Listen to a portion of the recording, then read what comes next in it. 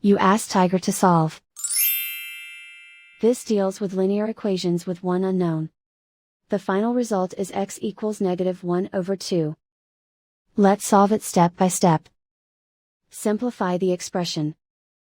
Expand the parentheses. Simplify the arithmetic. Group all x terms on the left side of the equation.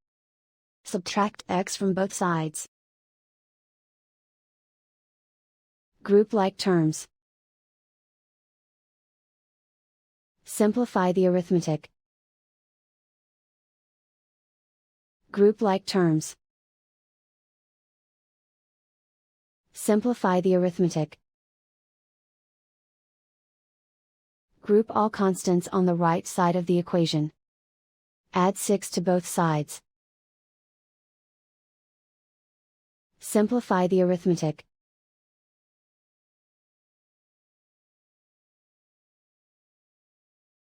Isolate the x. Divide both sides by 2. Simplify the fraction. And so the final result is x equals -1/2.